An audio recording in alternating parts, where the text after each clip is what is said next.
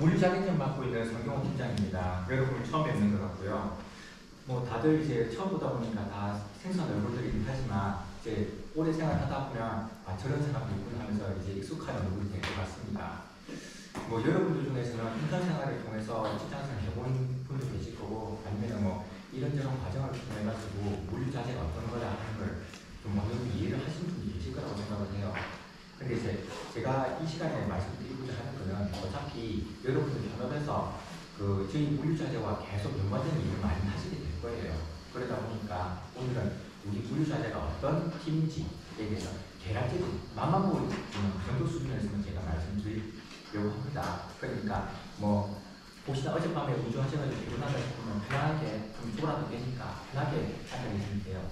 어차피 뭐 저도 여러분 과정을 겪어왔지만 이 시간에 듣는 기억들이 그닥 오래 안 가더라고요. 그 순간에는 잠깐 열심히 하려고 했지만 지나고 나면 글쎄 이런 식으로 많이 돌아가기 때문에 여러분들 너무 그렇게 신경 써서 들을 필요는 없다고 생각합니다.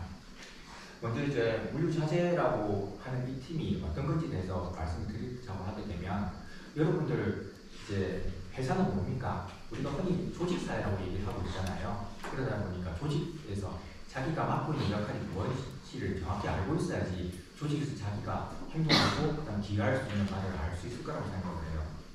실제로 제가 입사했을 때 제일 많이 들었던 얘기가 저희 여기가 어디에 공장이죠. 공장의 중심은 뭘까요? 뭘까요? 앞에 있는 친구 혹시 공장에 가장 잘해야 될 게 뭘 것 같아요? 본부. 그건 아닌가? 그 옆에 친구. 맨파워라고 생각합니다. 아닌데. 공장이라고 하는 걸 생각한다. 그 까만 친구는. 안전. 그것도 맞아. 옛날에는 안전이 중요하다고 생각하는 게 안전이 중요해요. 근데 이제 원론만 얘기하자고 하게 되면 공장의 그 목적은 생산이에요. 생산을 잘해야 되는 게 가장 큰 목적이에요.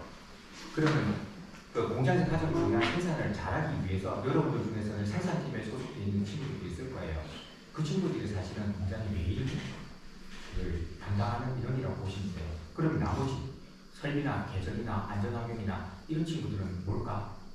중요성이 없다는 게 아니고 생산을 더 잘할 수 있도록 옆에서 서포트해주고 격려해주고 도와주는 역할을 하는 게 나머지 부서들이라 생각하면 돼요. 그러면 본사는 또 뭘까요? 공장에서 잘 만들었잖아요. 멋지게 만들었는데 이걸 팔아야지 돈이 되고 그 돈을 벌어야 여러분들이 급여를 가져갈 수 있는 거 아니겠어요?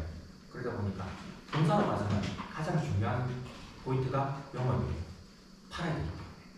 그러면 본사는 어떤 조직이 있을까? 영업을 가장 중심으로 두고 그 양옆에 회계, 그 다음에 이제 뭐 법률적인 자문을 하는 법무팀이 있을 것이고 인사팀이 있을 것이고 그런 잡다한 팀들이 옆에서 도와주는 거예요. 이런 전체적인 조직이 모여서 태강이라고 하는 회사를 구성하고 있다라고 보면 될 거예요. 그러다 보니까 여러분들도 자기가 속한 그 위치에서 내가 어떤 역할을 해야 될 것인지에 대해서 생각하고 있다고 하게 되면 전체 회사를 운영하는데 많은 도움을 그리고 내가 어떤 역할을 해야 될지에 대해서 알게 될 거라고 생각해요. 물류자재팀도 똑같이 생산을 적극적으로 도와주는 역할을 하고 있는 팀이에요.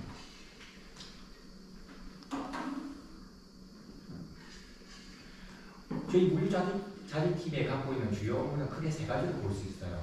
자재 관리, 물류 추가 관리, 그다음 통관 이렇게 되어 있는데 과거에는 조직이 지금 이제 슬림화됐는데 제가 입사 때만 해도 이 세 개의 업무가 각각 다른 팀이었어요. 자재를 관리하는 자재과가 있었고요. 물류 출하를 담당하는 물류팀이 있었고, 그다음에 통관을 담당하는 자재 수출팀이 이렇게 나눠져 있었어요. 그런데 이제 슬림화되다 보니까 한 팀으로 통합이 돼서 운영되고 있어요. 각각에 대해서 간단하게 설명을 드려볼게요. 먼저 자재 관리입니다.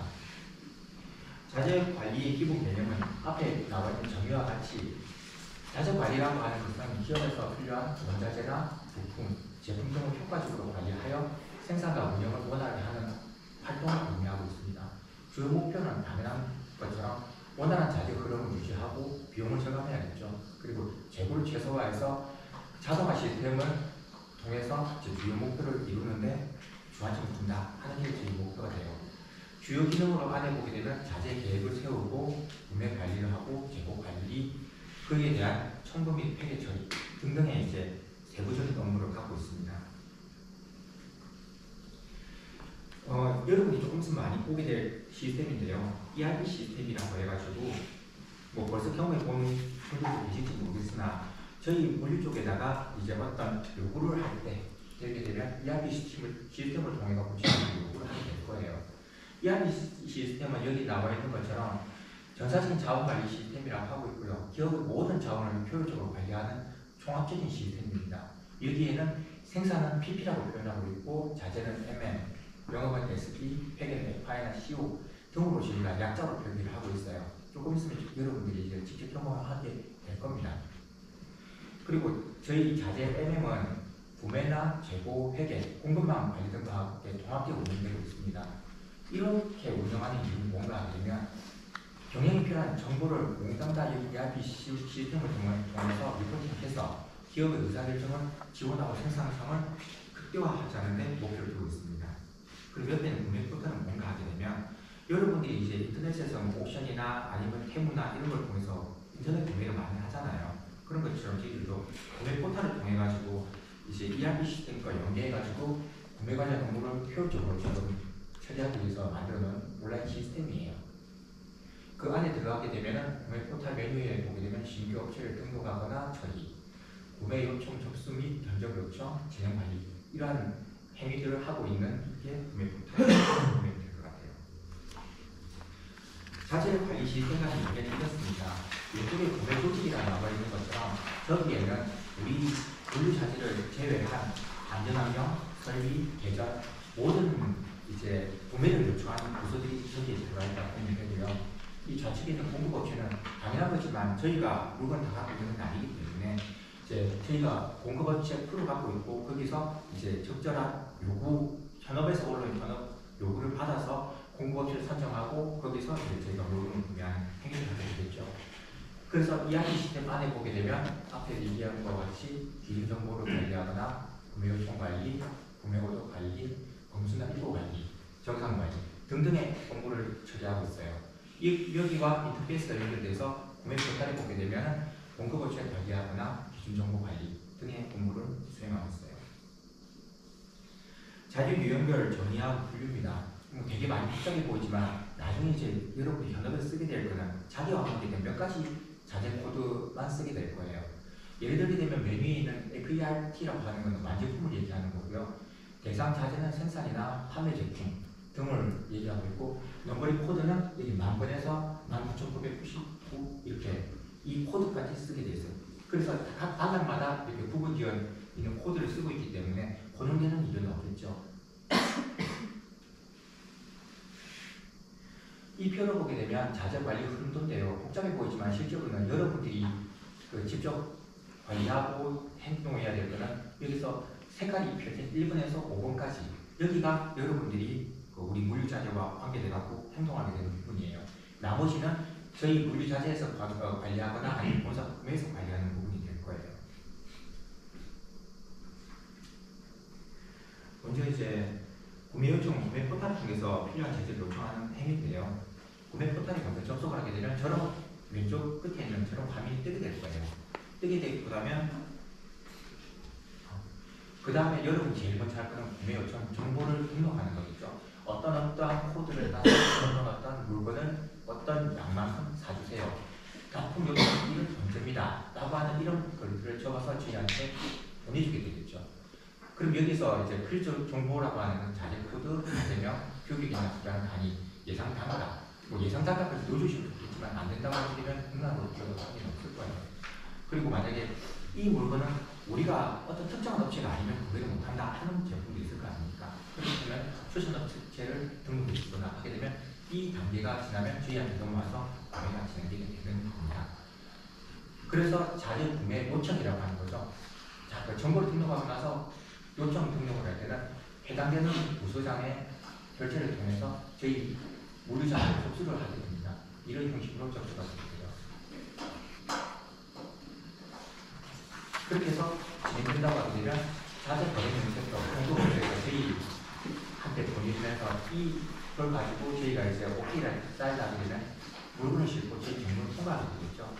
정문 통과하게 되면 그 다음에는 창고 접수인데 저희 본관 옆에 보면 자재 창고라고 있어요. 가보신 친구들도 있겠지만 거기서 이제 이 거래명 세포가 물건을 대조하면서 이제 물건을 받게 돼요. 그러면 세 번째가 이제 여러분들이 인수 확인하는 단계가 될 거예요. 인수 확인에서 보게 되면 구매 요청한 부서가 인수 받았음을 확인한 서명을 하게 돼 있어요. 요 표와 같이 거래명 세포를 업체에서 들고 오게 되면 여기에 입문 도장은 정문에서 찍게 돼 있어요. 몇 월 며칠에 이제 이런 업체가 들어왔다라고 확인 도장을 찍어주고 정문에다가 저희가 장부 기재를 하게 돼 있어요. 하고 나면 이제 저희 자치장부에서 이렇게 관인을 찍어놓게 되면 여기서 유틸리티로 되어 있는데요. 유틸리티 부서에서 요청한 물건이 들어왔으니까 유틸리티 담당자인 누군가 와서 자기 이름을 적고 사인해서 이 물건이 입고됐음을 확인합니다 라고 증빙을 하게 되는 거예요. 다음 단계는 똑같아요. 그래서 자치상고에 아까 입고된 물품이 있다고 하게 되면 검수, 구매 요청장, 방금 물건을 신청한 사람이 있죠. 이분이 이제 검수를 하게 되는 거예요. 검수는 공급업체로부터 받은 자재 품질이 맞는지, 수량이 맞는지, 적합한 물건이 들어왔는지 이걸 검사하는 과정이에요. 그리고 이 검수를 통과한 자재는 대금 지급 처리가 가능하게 되겠죠. 왜냐하면 제대로 된 물건이 들어오지 않았다고 하게 되면 저희 물류자재에서 대금 지급하는 게 정당한 행위가 아니겠죠. 그래서 이 절차를 거치게 되는 겁니다. 검수 확인서는 이렇습니다. 이렇게 이제 물건들이 하나하나 다 나와 있거든요. 검수 완료 이렇게 확인이 다 되고 나면은 이제 이 검수 확인서가 발행이 되게 됩니다. 그 다음은 이제 대금은 저희가 물류자재 지급을 하게 되고 사용출고입니다. 검수 확인되고 대금까지 다 지급하고 나면 이제 사용출고 물건을 요청한 사람한테 물건을 전달해 주는 그런 과정이라고 보면 됩니다. 그래서 이 사용출고를 하게 되면 장부상의 수량이 관리되는 자재들 같은 경우는 사용시점의 출고 처리를 통해서 수급이 가능하다. 이 말은 뭐 그렇지 않습니까? 저희가 만약에 이제 컴퓨터를 두 대를 입고시켰다. 근데 하나는 A라는 부서로 하고 하나는 B라는 부서로 갈 거라고 하게 되면 저희 자재창고에서 갖고 있는 처음에 컴퓨터에 개수는 두 개였다가 A라는 곳에 가져가게 되면 한 개를 차감하게 되겠죠. A라는 곳에서 물건을 언제 가져갔다.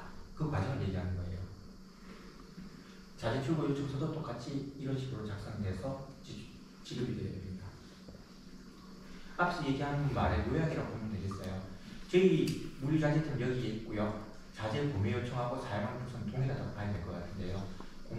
공무개전이나 유틸리티, 생산, 기술 공정, 안전, 보건환경, 연구소 등등이 저희에 관계되는 부서라고 보니까 아마 여러분들은 저희와 다 관계되는 부분을 하게 될 거라고 볼 수 있겠죠. 그리고 저희는 중간에서 이제 구매 내용을 점검하고 수급 처리, 현물적인 관리를 하고 있고요. 그 외에 설비 구매, 원료 구매팀에서 이제 본사에서 구매를 직접적으로 진행하긴 해요. 원료 구매하고 설비 구매는 여러분들이 이해가 가실 거예요. 뭐 기계 장치나 이런 것들에 대한 것들은 전부 다 설비 구매에서 구매를 진행하는 것이고, 저희들 공장에 생산하기 위해서 들어오는 원재료들, 뭐 PTA라든지 MEG라든지 뭐 카프라탕이라든지 이런 것들을 전부 다 원료 구매팀에서 구매를 진행하고 있어요. 자재관리 용어입니다. 아마 사원 다 갖고 계시니까 이건 나중에 참고하시면 될 것 같아요. 공장 탈이 무슨 말인지, MRO 무슨 말인지. 사실은 각 회사마다 이런 용어, 쓰는 용어들이 좀 상이하기 때문에 각 회사에 만약 이직을 많이 하는 사람들이 있다고 하게 되면 저는 용어집을 제일 먼저 준다고 하더라고요. 그래야지 이제 서로서로 커뮤니케이션이 되기 때문에 이런 용어는 지금 이제 저희 회사 내에서 많이 쓰고 있는 용어들이기 때문에 이해를 해주시면 도움이 될 거라고 생각합니다. 자, 첫 번째로 이제 자재 관리에 대해서는 이곳으로서 내용이 끝났고요. 다음은 이제 물류 관리입니다.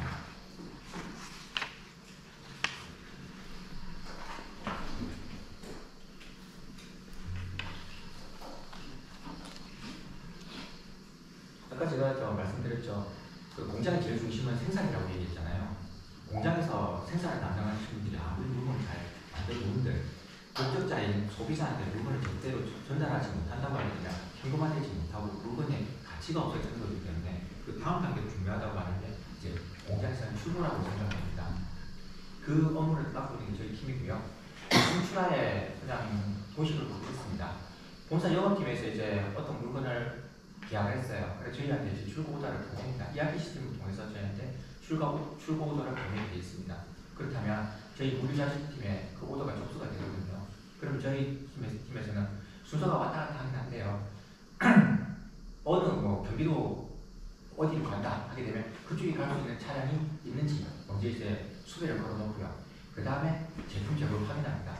저희들 재고 표상에는 재고가 이제 실시간으로 떠 있긴 하지만, 근데 실제로는 그 생산 중에 있는 물건도 저희가 판매를 할 수 있기 때문에 여기서 재고 확인을 했는데 만약에 한 1%가 부족하다. 그러면 그 출고일을 미뤄야 되느냐? 그건 아니고 생산팀에다가 문의를 해보게 되면 그 물건이 오늘 뭐 몇 시경이나 정도 되면 생산이 완료가 될 수 있다 라고 확인이 된다고 하게 되면 저희가 출고 계획을 짭니다. 그날 몇 시에 차량을 들어오라고 해서 출고하면 되겠거니 이렇게 해서 저희가 판단하게 되는 거죠. 그래서 저희하고 생산하고는 이 출고 관계에서 원활하게 이제 커뮤니케이션 주고받고 물건을 준비하게 되는 과정을 거치게 됩니다. 그래서 이게 어느 정도 확정되고 나면 저희가 운송사에다가 몇 시에 몇 톤 차, 11톤 차, 아니면 8톤 차, 4톤 차 등등의 차량을 배차하게 되고요. 그 차량은 그냥 들어오는 게 아니고 이제 무게를 다루고 저희가 제대로 물건이 나간 확인을 하기 위해서 계량을 하게 됩니다. 여러분들 저 전문 들어와서 직진해서 가다 보게 되면 계량대라는 혹시 보셨는지 모르겠어요. 그 혹시 보셨나요? 보신 분 있어요? 바닥에 저울 큰 거 있는 거. 네. 저도 옛날에 뭔가 몰랐어요. 쇠판이니까 얘기를. 근데 이제 그게 계량대예요. 그건 저희가 영수조직을 통해서 매년 초에 저희가 한 번씩 이제 저울이 제대로 작동하고 있는지 검사하고 있습니다. 그 계량을 통해서 여러분 올라가게 되면 거의 조그마한 박스 사무실이 있는데 내 몸무게 진짜 제대로 나오나 보시게 되면 거의 근사하게 그 큰데도 불구하고 여러분 몸무게가 달려요. 그리고 제품 확인이 다 끝나고 하면 제품을 선별하게 되죠. 뭐 저희 나이론 같은 경우는 제품 가짓수가 한 100가지가 넘거든요. 그러다 보니까 영업에서 요구하는 그 제품을 정확하게 저희가 뽑아내야지 출고가 가능할 거 아닙니까? 게다가 나이론 같은 경우는 같은 로트의 물건이라 하더라도 생산된 원량에 따라서 같이 나갈 수 있다, 같이 나가지 못한다 하는 그 제품적인 특성을 갖고 있어요. 그래서 그걸 가지고 제품을 저희가 골라내게 되겠습니다. 그러고 나서는 지게차를 통해서 도착한 트럭에다가 이제 목적지를 확인하고 제품을 싣게 됩니다. 그 다음에는 저희가 MS 시스템을 통해서 출문청을 발행하게 됩니다. 그리고 나서는 내부적으로는 출하 정리를 통해서 본사에다가 이렇게 해서 물건을 무슨 트럭으로 해서 며칠 날 출고합니다 라고 저희가 전산을 통보하게 되고요. 이 차량은 저희한테 받은 출문청을 가지고 계량을 한 번 더 합니다. 처음에 들어올 때 공차 계량이라고 해서 빈차로 왔음을 확인하고요. 두 번째 나갈 때는 저희가 물건을 담았다고 하게 되면 한 파레트가 504kg라고 하게 되면 20개가 하게 되면 대충 몇 킬로씩 나오지 않습니까? 그 물건을 달게 되면 나중에 이제 이 출차 계량증을 정문에다가 전달하게 되고 이 계량증은 그 다음날 저희 물류시스템으로 집계가 되게 됩니다. 그렇다면 공차하고 차이가 나오거든요. 그러면 저희가 알고 있는 물건 무게와 유사한지 거의 근사치 안에 다 들어옵니다. 그렇게 되면 물건을 출하하는데 아무런 하자가 없었다라고 저희가 인정하고 이제 그 다음 단계를 넘어가게 되는 거죠.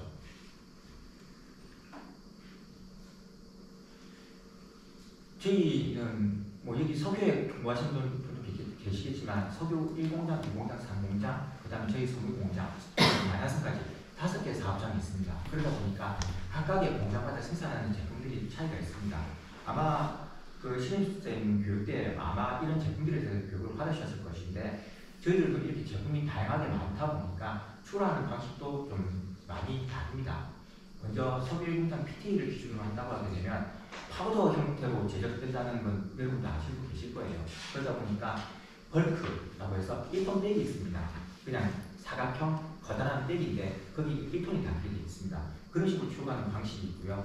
컨테이너, 여러분들이 이제 들어오면서 보면은 컨테이너 차량들 20피트, 40피트 컨테이너 차량들 보셨을 거예요. 그런 식으로 출고되는 방식이 있고 땡그롤이라고 해가지고 뭐 울산에서 이제 다니시다 많이 봤을 거예요. 그냥 커다란 배처럼 생겼는데 아니면 이거랑 통처럼 생겼는데 트럭 뒤에 매달려서 가지고 있는 것들 보셨을 거예요. 그게 땡그롤이에요. 이렇게 세 가지 형식으로 출고를 진행하고 있어요. 그리고 석유 공장은 과산 수소를 판매하고 있는데요. 위에 있는 거와 같이 똑같은 컨테이너도 있고요. 아이오스 탱커라고 해가지고 커다란 이제 뭐 원통형인데 그 20피트 크기에 맞게 만들어진 게 있어요. 이렇게 그림에서 보여드릴게요. 탱크로 출고하고 이 똑같이 세 가지 형식으로 출고를 진행하고 있어요. 석유 상공장은 벌크라고 표현했는데요. 저희 그냥 덤프트럭처럼 생긴 데다가 그냥 담아서 가루 형식으로 지금 판매를 하고 있고요. AA는 액체 화물이에요.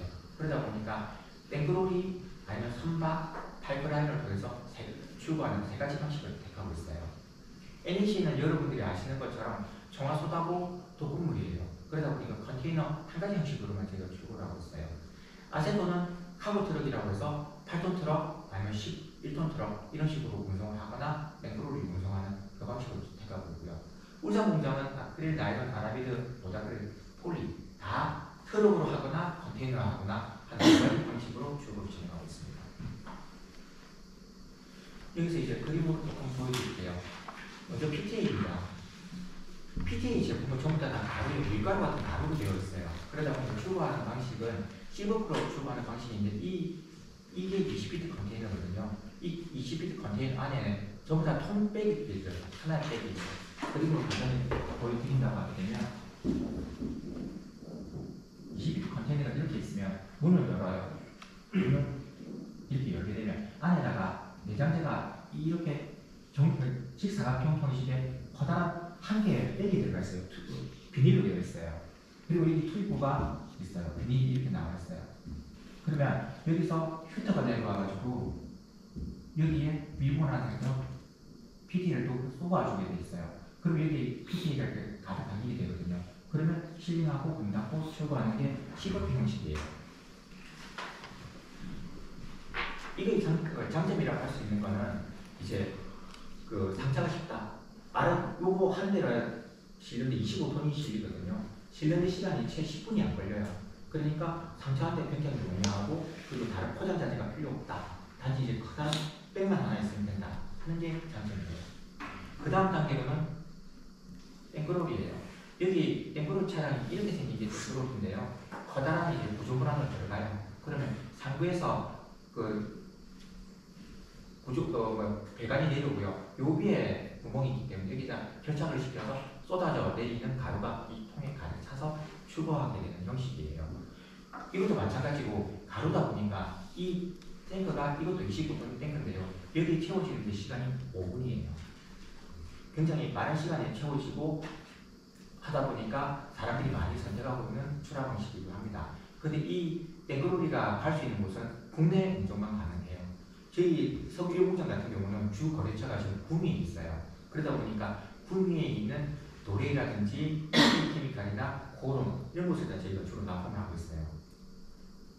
다음에 백입니다. 이 백은 아까 말한 1.1톤 백이라고 하는 그 백입니다. 요 컨테이너 여기 20피트에 이런 식으로 적재가 되는데 총 10개가 들어가게 돼요. 백은 여기가 한 1.2m 정도 되고 이거 1.2m 정도 되는 정사각형의 백이에요. 여기 고리가 이렇게 달려 있고요. 여기에 이제 고리를 결착하게 되면 위에서 슈트라고 하는 거 내려와요. 그러면 여기에 이렇게 올라가는 비닐 입구가 있거든요. 그럼 여기를 자갑자갑 묶어주고 버튼 누르게 되면 슉 해서 이쪽으로 물건이 들어가게 되는 그런 구조로 되어 있어요. 이것도 한 대 들어가는데 30초 정도 걸려요. 근데 이제 포장을 묶고 하는데 시간이 걸리기 때문에 한 개가 포장이 다 되는 데까지는 한 2분 정도 소요된다라고 볼 수 있어요. 여기서 이제 요만큼이 석유 1공장의 제품 출하 방식이고요. 그 다음에 2공장이에요. 2공장은 컨테이너를 수출하고 있는데 이게 파란색 통이 보이죠? 뭐 아시는 분은 몽고간장이라고 옛날에 들어보신 지 모르겠지만 몽고간장은 대용량을 판매를 많이 했었거든요. 그러다 보니 이게 20kg짜리 통이에요. 사각형의 통이에요. 그러다 보니까 이런 식의 통을 통해 가지고 지게차가 컨테이너 안에 적입을 하는 그런 방식을 취하고 있어요. 그리고 이게 IS 탱크예요. 아까 석유 공장에서 봤던 이것과 비슷한 형식을 취하고 있는 작업 방식인데요. 이제 탱크로리가 2m 들어간다면 위에서 나와서 이제 실어주는 건데 IS 탱크는 수출 전용 탱크고요. 이 탱크는 이런 식으로 생겼어요. 형식이.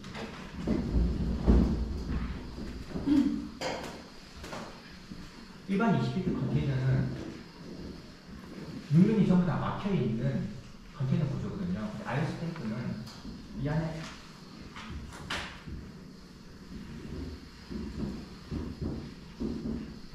원형의 구조물이 들어가 있어요. 그냥 원형으로 만들었던 이유는 방폭이나 원형으로 하는 게 가장 이제 압력에 강하다고 얘기하더라고요. 그러다 보니까 이런 식으로 원통형의 사각 구조물이 있는데 당연히 원통형이라고 보니까 구조가 고정이 잘 안 될 거 아닙니까? 그래서 고정을 시키기 위해서 사각 프레임을 짰어요. 쇠로. 그래서 크기는 외양은 20피트 컨테이너랑 똑같은 외양을 갖고 있지만 안에는 이런 식으로 구조물이 되어 있다라고 보면 될 것 같아요. 주로 미용물을 운송하거나 할 때 저런 구조물을 많이 쓰고 있어요. 다음에는 이 매끄러운데 이거는 그 앞에서 본그 석유 공장과는 좀 형식이 다르긴 하지만 여러분이 길에서 많이 보는 흔히 보는 그런 매끄러움이에요. 그리고 여러분도 들었겠지만 과산화수소는 이나선이 강한 물질이거든요. 여러분들 이제 소독약을 과산화수소라고 얘기하지만 그것도 과산화수소와 동일한 제품이라고 보는데요. 단지 이제 저희가 생산하고 있는 건 농도가 높거든요. 그러다 보니까 자연 발화를 많이 해요. 그래서 그 저희 초창기에 보게 되면 아스팔트에 이게 흐르게 되면 한여름에 보게 되면 불이 붙어요. 불꽃이 환하게 보일 정도로 그냥 자연 발화해서 인하하고 있어요. 그래서 관리가 중요한 제품이라고 볼 수 있습니다. 다음은 NaCn입니다. NaCn은 두 가지 포장 형식으로 취하고 있어요. 지금 여기는 1톤이라고 되어 있는데요. 지금 저희가 1톤 100% 포장 단위를 만들려고 지금 테스트를 진행 중에 있습니다. 이렇게 전부 다 나무로 만든 목재 바리트 안에 그 제품이 담겨 있고요.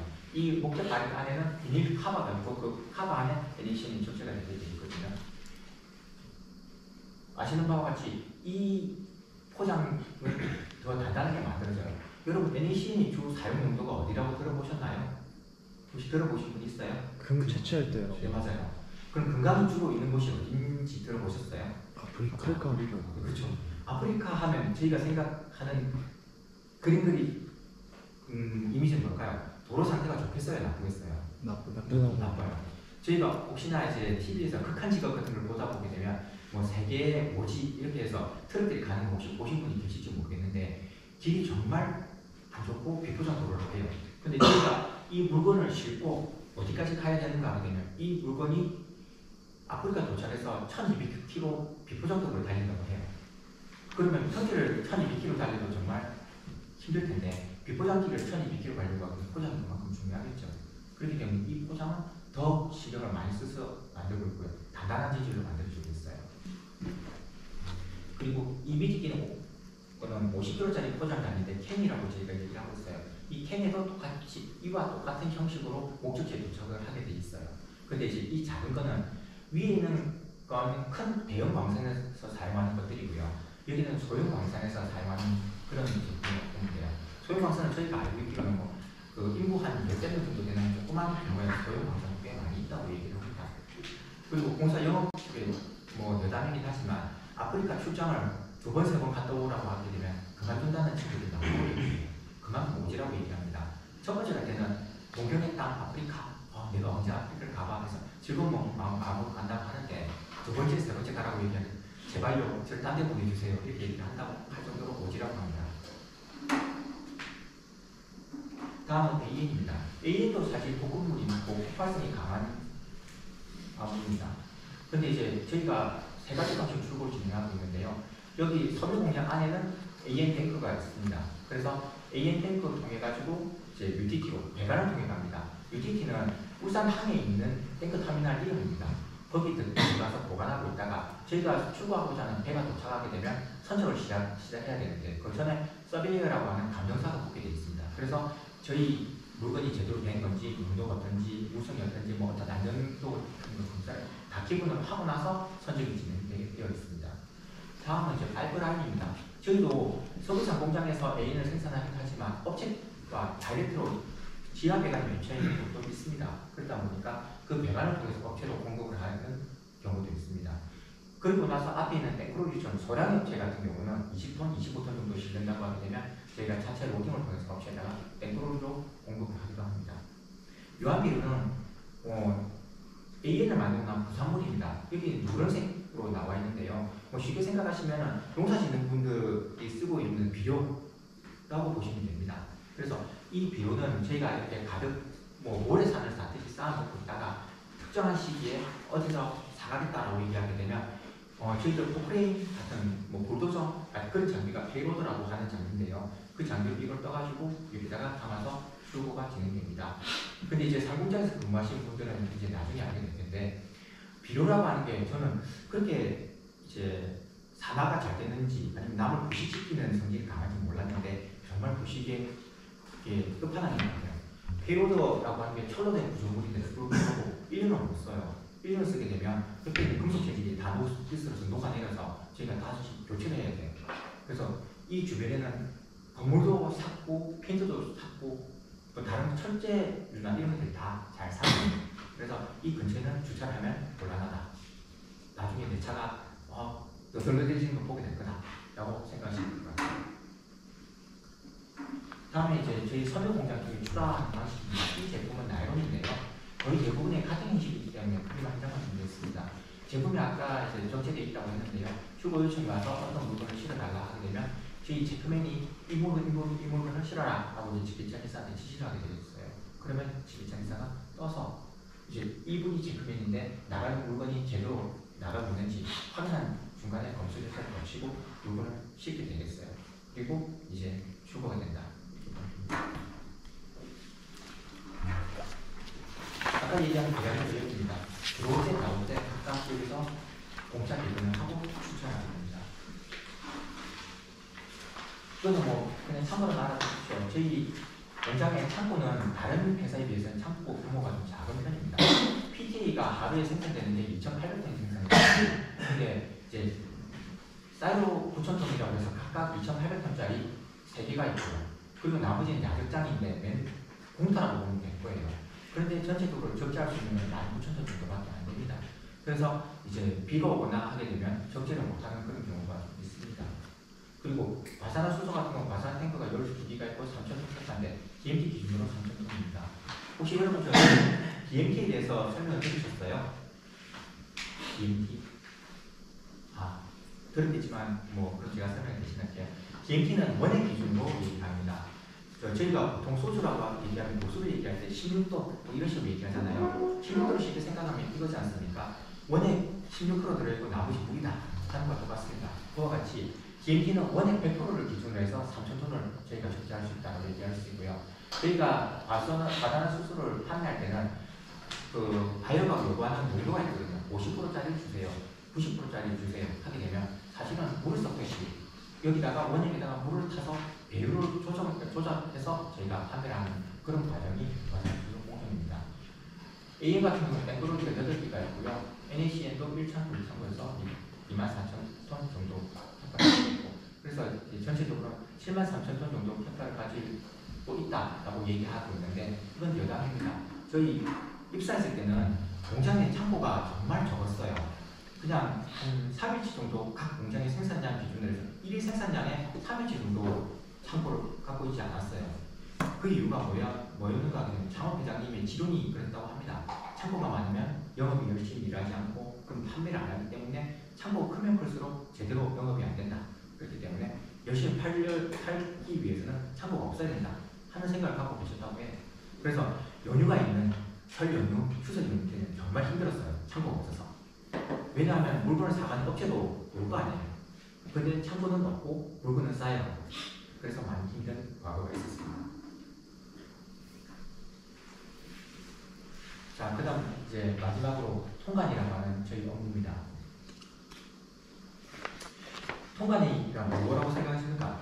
저는 태무에서 구매를 좀 많이 해요. 알리도 구매를 많이 하고요. 그러다 보니까 여러분도 그런 경우가 있는지 모르겠는데 개인별 통관 보유 보호라고 하는 걸 받으셨죠? 그게 왜 필요한 것 같아요?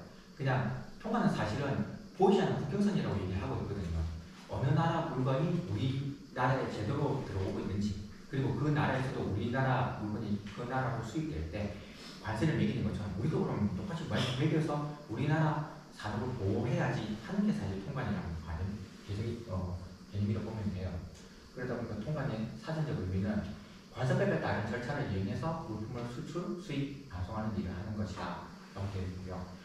세관이 물품 내역을 신고하고 관세법 등의 규정에 따라서 면세로 할 것인지 관세를 부과할 것인지 하는 통관의 절차를 얘기하고 있고 수출 또는 수입하는 물품 모두 세관의 통관 절차를 거쳐야 한다. 중요성 앞에 얘기한 것 같이 국가가 무역을 보호하는 역할 및 물품의 원활한 국제적 이동을 하기 위함이다. 불법 활동을 방지하기 위함이다. 말은 이렇게 지금 실제로는 자국 산업의 보호라고 보면 됩니다. 통관 절차는 서류를 준비하고 나서 수출자, 수입자 동일하다 하게 되면 B에 선화증권이라고 얘기해요. 선화증권이 뭔가 하게 되면 거의 대부분의 수입 화물들은 배를 통해서 들어오거든요. 그러면 그 선장은 내배에 어떤 화물이 실려있고 이 물건을 어디에다가 갖다 줘야 되는지에 대한 하나의 증표라고 보면 돼요. 그리고 이거는 옛날에 약속 보험과 같은 현금화될 수 있는 유가증권이에요.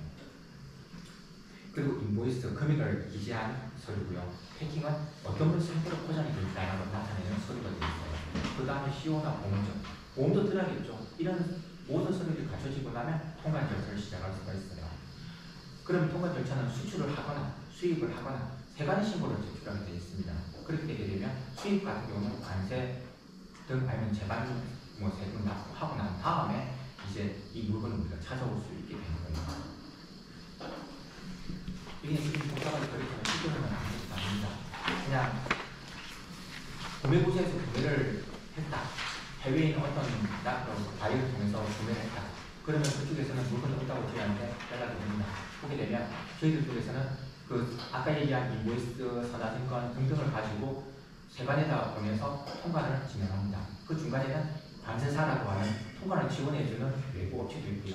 그리고 통관이 다 된 물건은 저희 공장으로 들어와야 되기 때문에 그게 해당되는 운송사도 있고 이런 식의 여러 가지 이제 단계를 거쳐서 진행을 하게 됩니다. 근데 여러분들은 좀 유의를 해주셔야 부분이 이 항입니다. 지금 과거에는 이런 항목이 없었는데 최근 들어서 이슈가 되고 모든 기업들이 신경을 쓰고 있는 부분인데요. 모든 수입 화물질은 수입 전에 사전 신고하고 등록이 진행되어야 합니다. 그렇지 않은 경우에는 그 물건이 국내에 도착했을 시 그 물건이 주인인 파주는 사법처벌의 대상이 되고 벌금, 과태료 등의 대상이 되고 있습니다.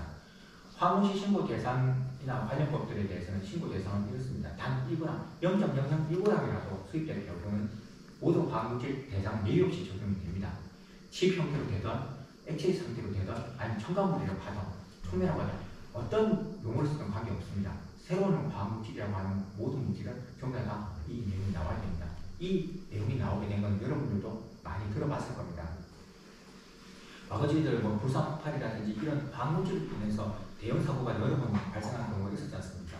그런데 이런 물질이 대형 사고가 터졌을 때 소방청에서는 이 회사에서 어떤 물건을 쓰는지 어떤 물건이 국내에 반입되어 있는지를 알지 못한 경우가 상당히 많이 있었습니다. 그러다 보니까 만약에 이제 우리 태광에서 화재가 났다. 이 회사에서 주로 쓰는 물건이 무엇이다. 라고 이제 관공서에 등록이 되어 있다고 하게 되면 화재가 발생됐다 하더라도 이 물품은 독가스네. 이거는 유독물이네. 이런 식으로 된다고 하게 되면 바람의 방향이나 이런 것 때문에 화재가 발생했다고 하더라도 관공서에서 그 인근 주민들한테 대피령을 내릴 수가 있는 거예요. 아무런 정보도 없다고 하게 되면 불만 끄고 가시다가 소방관마저도 위험에 처할 수 있는 그런 부분이 있기 때문에 모든 화학물질은 사전에 신고하고 등록하고 진행을 한다. 그래서 그 회사에서 주로 쓰는 물질은 무엇이다 하는 걸 제가 공정하게 밝히고 깔끔하게 밝힌다. 이렇게 보시면 됩니다. 여기에 대한 법들은 총 3가지가 있습니다. 화관법이 그렇고 화평법, 산안법 등등이 이런 것들을 규정하고 있습니다. 관련 법규의 위반 벌칙은 화물관리법에 의하게 되면은 신고 전에 수입 신고 전에 화물질 확인 명세를 반드시 신고해야 되고 이걸 지키지 않았을 경우는 과태료 600만 원을 건당 부과가 됩니다. 그리고 화물질 등록 및 평가에 대한 관리법에 의하게 되면은 신고 지연하거나 불확실한 3년 이하의 징역 혹은 5천만 원 이하의 벌금 물게 됩니다.